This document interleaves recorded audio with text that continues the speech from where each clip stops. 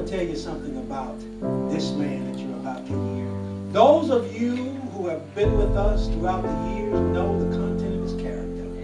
And the battles that we have went through, that we've gotten shot, and we won some. Hallelujah. But through it all, this man has stood with us. This is not what he chose. I know this. 20-something years. I know this was not what he chose. It was not what he chose. No, they want one of those seeking to preach. No, they were obedient to the call because somebody saw what God had called them for, and yet they waited until the Lord told them to go, and when they went, they didn't turn back. That he is capable of directing and promoting the affairs and the interests of the church. We have therefore asked you to lay your hands upon him and consecrate him in the name of Jesus according to the word of God. Amen. They have expressed their confidence in his ability, in his character, and in his devotion to Christ and the church. By selecting him to his high calling, they concur that he has the ability to direct and promote the affairs and interests in the church according to the will of God. It is their belief that Overseer Craig C. Johnson has been ordained by God and chosen by him to serve as bishop of the Joy Ministries Incorporated. Saved in 1980, and all I wanted was to praise God and to magnify him, because I just wanted to live for him. I never thought that he would bring me all here. And then when I got saved, and I tell his testimony that as soon as that it was over with, because they, Glory Land Baptist Church, would say, Lord, Gloria Faye, your son that got happy now.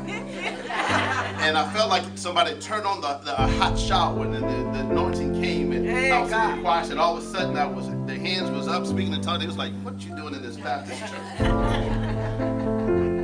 But I would tell you, when I went home, I asked God that he would send me somebody that would be able to be with me through thick and thin, with all I may go through, but would have my back.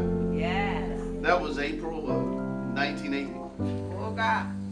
I met her in May of 1980. I gave her my class in June of 1980. We were kids. Lord Jesus, we were kids. 1983, we got married, and we've been on this journey ever since.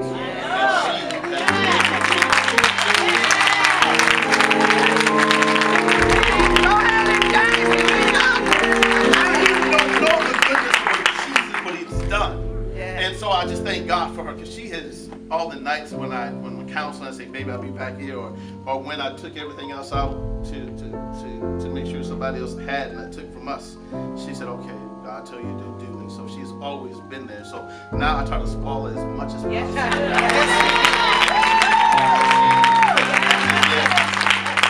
As I go to when I got saved in 80, and the very first person I told, who I knew was my running buddy, we played basketball, we did everything, did the dirt, he was there, and I told him, I said, Kenny, I cannot live the way I was. God has changed me. And he is here today to see his transformation. Anyone else, he was always there. And so I just look at how God has brought us. And through all that we've gone through, God has been and sustained us. All that I needed, God, thy hand has provided.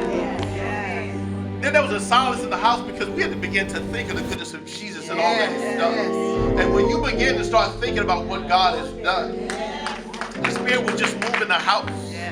And then I would just walk up and I would just hug it, because I said, you know, if it had not been for God on our side, in them lean days when there was no food, really literally no food, and you know, I just give God praise. The mercies I see, all that I need.